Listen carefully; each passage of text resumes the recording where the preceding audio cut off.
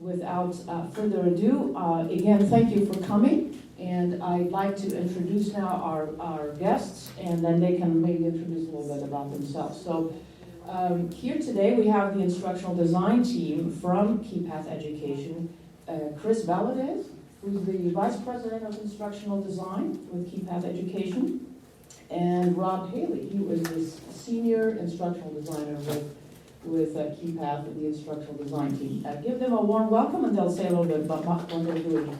Welcome. So, I'm Chris Valadez. I am going to be like a caged animal here behind the microphone.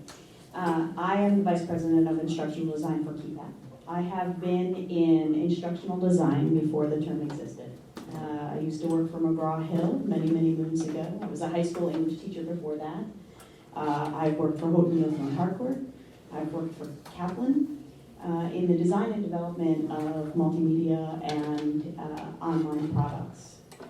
Our first product at McGraw-Hill that went online was a hybrid where the students interacted with the experiences offline and then the data pushed up because dial-up was too slow.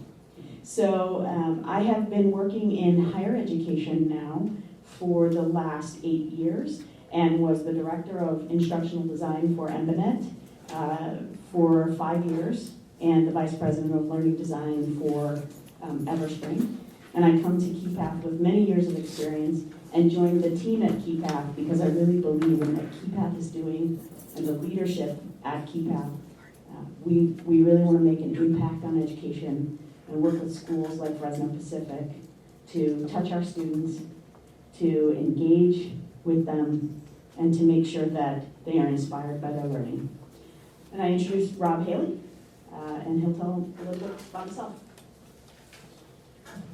So my name's Rob Haley, and I love karaoke, so I'm just fine in front of the microphone. This will work for me.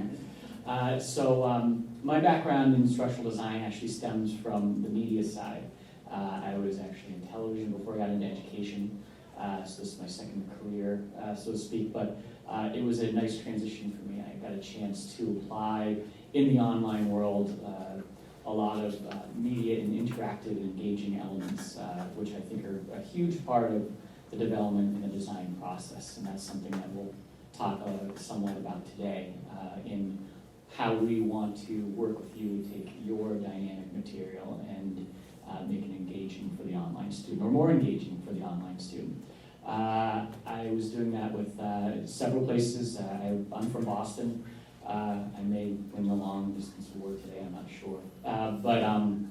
I started at Boston University and then joined KeyPath as well for some of the same reasons that Chris did. Believing what we're doing here, working with partners that want to create dynamic and engaging content for the students and make a difference. So today what we're going to do is we're going to do a whirlwind of activities. I'm going to overview the process, as Henrietta said, around creating online courses with KeyPath, and the process is going to be mirrored by your team as well. I think while it won't be identical, there'll be a lot of similarities, and so I think it's worthy for those who are not necessarily developing as part of the OPM to be part of this discussion. And a lot of what we're going to do today is more about getting yourselves thinking about online learning in a slightly different way and about making your dreams come true. So if there's something that you've always wanted to do in your on-ground course, you say, well, I don't have the technical skills to do it. Well, you do now. So we can pretty much do whatever it is that you're dreaming about. And we'll talk a little bit about that as we move forward. So we're going to overview the course development process. We're going to talk about the relationships and responsibilities and expectations of those involved in that process. We're going to look at the course map, which is part of one of the documents that you received. We're also going to look at some inspirational media samples. And if you haven't already done so, while we're talking and engaging with you, there are 2 surveys. One is a How Do I Learn Best survey. I'd love you to take that. And then there's a Another document that asks about your teaching style. It's moments that resonate. And there are the first 2 questions on the moments of that resonate document that I'd love you to fill out, that are about your style of teaching or the things that you feel like you couldn't do online that you do in the classroom. So those 2 I would like you to work on if you haven't already done so. So what we want to do is begin by talking about the online learning and course development and the course design partnership between KeyPath IDs and the faculty here at Fresno Pacific. And I'm going to hand things over to Rob.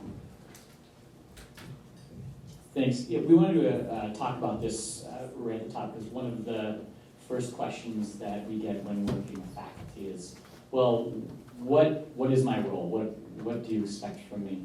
And what we want to do is ensure that you understand not only your role in this process, or what we see is your role, but our role as well. So what we're really trying to do is we're trying to establish an experience that for the student makes them comfortable, forwards them in their thinking, and challenges them. The 2 things that we like to hear are, wow, this was challenging. I have a perception as a student of online kind of just being, all right, I get in there, I download a whole bunch of materials, and then I read them and I do whatever assessment I have to. And we want to really create a journey for the students. And not only on their own, but we want to make sure that they engage with other students. We want it to feel like, we don't want them to feel like they're alone in this process, and that's something that we'll talk about how we do that on multiple levels as we go through the program. But we do that through a balance of obviously your lecture material, and then how we use that. It's activities, it's interactives, it's engaging elements for the students. And it relates to not only what they need to do to pass the program objectives, but also apply it in the real world. And we do that, as I said, through a variety of different ways. We use elements that are within a learning management system, such as Moodle, as used here on campus, but we can also use things that lie outside of Moodle. We don't want to feel like that we have to abide by what the LMS, what Moodle brings to us. So we develop different elements that let us guide that journey for the students. And it should be a very familiar experience for the students. If they've been in an on-campus course, they've done discussions, courses that are discussion-based, we can do that online. If there are interactives, elements, videos, things that they see, we can also apply some of that in the online format. So I think it's important to know that you are, as the course developers, the subject matter experts. We are not going to come in and recommend a certain text that we think would fit in the course, or we're not going to take your material and try to rebrand it in any way. It's your material. We want to make sure that it is the brand of the university, of the program, and of you as the course developer. What we do is we try to work with you to transform your content into something that is pedagogically sound for the online student. And we do that through a variety of ways, as I talked about. We do that through interactive, engaging experience, and you'll get a chance to see some of that very shortly. And you have this handout. It's 2-sided, and you have the relationship. And we're going to go over this document a bit. It's a lot of information, but I think this is the crux of what people are interested in learning about. And so Rob's going to talk a little bit about this now. Yeah, no, that's fine. I can, and then maybe I'll let you jump in for your role. But really what we do, it's not just a one-on-one process, it's a team process. I'm sure on your end, from the development side of your material, you've worked with your program directors, you've talked about program goals and those type of elements. So it's a team process to get to the point where you want to be once we start interacting and talking about taking your content and transforming it into an online experience. And in that realm, it's also a team experience from our side. We have a team of designers that work on with you to build your content with you, to put it online. We have web developers. They're the ones that actually will create the pages for the online course. They'll also create some of those interactive elements that we hope to put into your course and materials. So there's really a design team that works together with you. So you don't necessarily have to say, I know I want to do this element and it's got to look like X, Y, and Z. You can say, well, I have this cool concept that I do in class, and it's a theme that goes throughout the 7 weeks of the quarter, or the 6 weeks, the 8 weeks, whatever it is of the course. And how do I do that online? I can't picture it. And that's when we work with you, and that's when we say, all right, well, here's some options, here's what we can do, and we'll work together to build that experience. We've had many content developers who have come in and just said, I can't envision how this is going to happen, and that's why we are there to say, well, we will help you, we'll present you with different opportunities, different ways that we can make that happen. I want to make something very clear that is probably a little different than what you're currently doing, which is that we here at KeyPath, and I think you're going to be working with the Fresno team the same way, is we will build the courses for you in Moodle. You do not have to do that. We will actually work with you to, you'll deliver the content, you'll work with us to determine how that content is best and most appropriately done in Moodle, and then we'll actually build it for you. So let me make a clarifying statement, which is, we're not taking your content and building it any way we want to. That's not the process. We work with you, we dialogue with you, we come up with a strategy that you're comfortable with, and then that's what we'll build. But you do not have to build the content in Moodle.